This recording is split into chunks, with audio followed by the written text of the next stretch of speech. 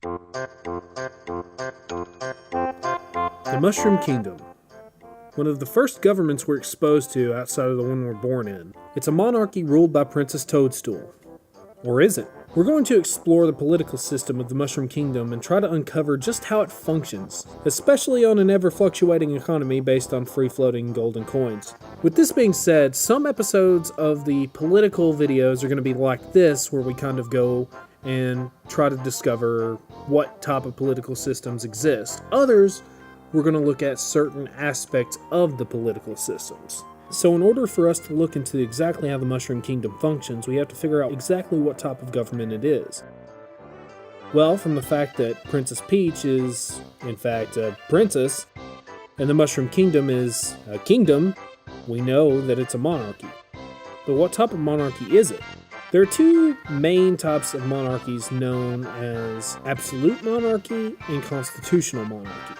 An absolute monarchy is one that has a sole ruler, usually a king, that has full control over every facet of government. On the other side of that coin, puns, there's a constitutional monarchy, or a monarchy that has a ruler with more reserved, non-partisan powers, that instead appoints another figure to oversee the processes of day-to-day government, such as a prime minister. They can also have a system kinda like the United States that has a Congress, providing a measure of accountability for the political leader. There are also elective monarchies and hereditary monarchies. Elective monarchies are fairly self-explanatory. The monarch is an elected official put in charge due to the qualities deemed worthy by the group of electors or the people of the country voting democratically. Hereditary monarchs are similar to what we see in the United Kingdom, where if the head of the royal family dies, we see the next in line take their place. Now first, let's establish if the Mushroom Kingdom is hereditary or elective. Well, though only mentioned in the manual for the original Super Mario Bros., the Mushroom King is Peach's father. Since we haven't seen a political campaign sign for the last 31 years, it's safe to assume it would be a hereditary monarchy, and Peach would be next in line if the Queen is absent. This being said, it's pretty speculative since there is no set timeline for the games, so we really can't know exactly how much time passes between adventures, or in some cases, if the adventures even happen. Thank you, Nintendo, for your vague timelines that only make sense if you bend over backwards to make stuff fit. Just kidding. I love you.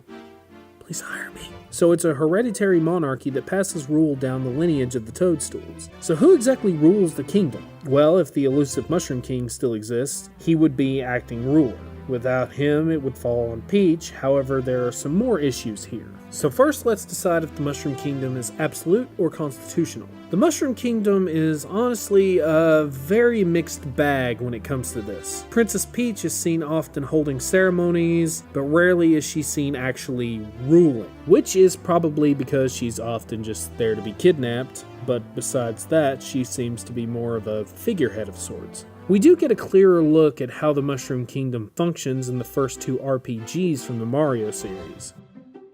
In Super Mario RPG, we meet the Mushroom Chancellor, who, for all intents and purposes, is shown to be in charge of the government functions from day to day. What this means is he could either be the person put in charge once the princess is kidnapped, or he could be the actual person with the power. He appears in both Paper Mario and Super Mario RPG, though with a varied title in the Paper Mario universe, but having the same function. In fact, he has the same title in the Japanese releases for both games, just not the translated versions. So the Mushroom Chancellor, or the Toad Minister, serves as the ruler in certain circumstances at the very least. Now, the wiki page says he's an advisor to the princess, but searching through the dialogue in Super Mario RPG, I've found no such claim. It is possible that I've missed a line somewhere, but as far as I can tell, he is in fact the political equivalent to the United Kingdom's Prime Minister, ruling the executive branch of the Mushroom Kingdom's government, while Peach and the royal family are heavily ceremonial rulers. There is one situation in which this might not be the case, and that is the circumstance that the Mushroom King is dead, and Princess Peach doesn't meet the age requirements to ascend to the throne. The Chancellor is chosen as the default ruler in this case. However, speculating age on Mario, is like nearly impossible. If we go by the age during Mario Bros. 3, she was 17, and she would be about 37 now. If the timeline doesn't age every game, then she'd be anywhere from 17 to 37. And if we go by the actual character appearance, she would be in her 20s. Plus, not knowing the actual rules for secession, we can't say for certain that she would be too young or not. So with that being said, we can in all likelihood consider the Mushroom Kingdom a constitutional monarchy. So how would this function? Well, let's look at the economy of the Mushroom Kingdom. The kingdom's currency is based on the golden coins found in each Mario game, and though many have tried to calculate the actual value of a coin, most people leave out the variable in the rarity of gold for the Mushroom Kingdom, which seems pretty plentiful, especially when you consider there are golden power-ups to create gold out of thin air. No hate.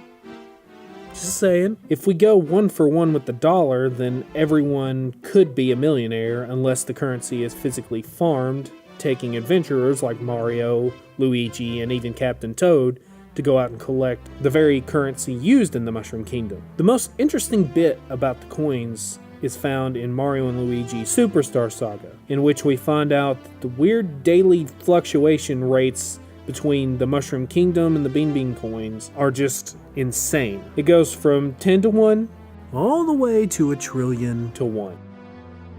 The variance is insane, but the Bean Bean Kingdom isn't on trial here. Just a really weird and interesting fact. Within the Mushroom Kingdom, the coins function much like a single dollar does in the US. We can see how the general shops work in the RPGs and a couple of other games, meaning that the economy exists in some sort of market system as we would have people who work and run the shops for a profit. This is also backed up by Wario and his constant quest to become rich, or richer.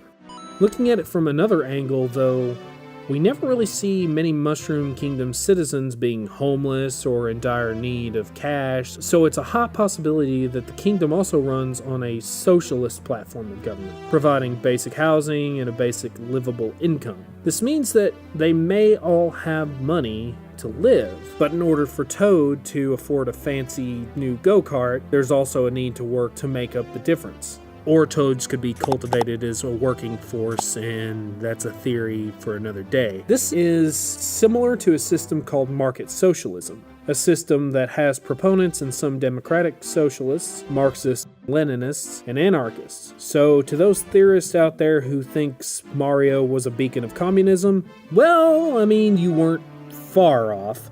However, what we see in the Mushroom Kingdom is an ideal end goal for a socialist platform, not communist. A communist platform would have done away with the monarchy that was in place in favor of a classless system. What we get instead is a clear divide between common people, the general politicians, and the royal family. In defense of this kind of class system, it isn't necessarily a bad thing, given the common toad's a career goal to work with the royal family and influence policies. Now, an interesting thing to note is that while defectors from the Koopa Kingdom are allowed to take citizenship with the Mushroom Kingdom, we rarely, if ever, see them work in the government. This could be because we never see them win an elected office, or it could be a law against former Bowser forces running for office. While understandable due to a long-running war between the kingdoms, it does silence opinions from a minority of citizens who may have complaints about the current system. This brings up another issue with the current administration: constant war. Honestly, we can't know who the original aggressor is either, considering we joined years after the war began. We are told that Bowser is, but even in the original manual, questions of this saying, Mario, the hero of the story, maybe hears about the Mushroom people's plight and sets on a quest to free the Mushroom Princess from the evil Koopa and restore the fallen kingdom of the Mushroom people. While we assume that Bowser is the invading force, the fact of the matter is neither Bowser nor Peach have a sustainable kingdom while constant warring continues. Perhaps Bowser's constant plot to kidnap Peach is because he's frantically trying to destabilize the region to end the fight once and for all. Mario's also killed Bowser multiple times, but it's never permanent due to comics' knowledge of necromancy. Realistically, one system's gonna have to give. So how would the Mushroom Kingdom function in real life? There are opportunities presented for a good majority of people, and even the ones without get basic income. It has the potential to be an egalitarian paradise as well, if there is equal representation of all Mushroom Kingdom citizens. The governing system seems to keep itself in check fairly well, and there isn't an issue with stagnation, nor is there an issue with radicalism. The economic system is set up not to favor the state over the worker or the worker over the state, making it adequately provide both private profits and public profits. The royal family, while being the richest class, also offers opportunities for anyone to work alongside them. Potentially, it could even be for a very high wage. The negatives mostly come from the years-long war that would eventually exhaust funds, causing the government to impose higher taxation and creating impoverished people as well. So in all honesty, the Mushroom Kingdom is in a time of decision-making.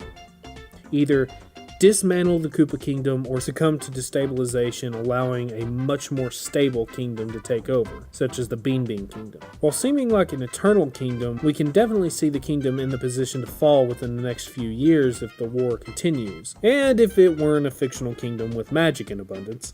I hope you enjoyed this look into the Mushroom Kingdom from a real-world standpoint. This is the first in a series on political and economic systems, as well as philosophical takes. We're not limiting this to video games either. We hope to look at systems in all forms of media. If you enjoyed this video, please leave a like and subscribe.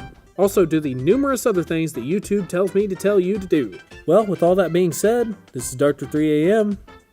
See you next time.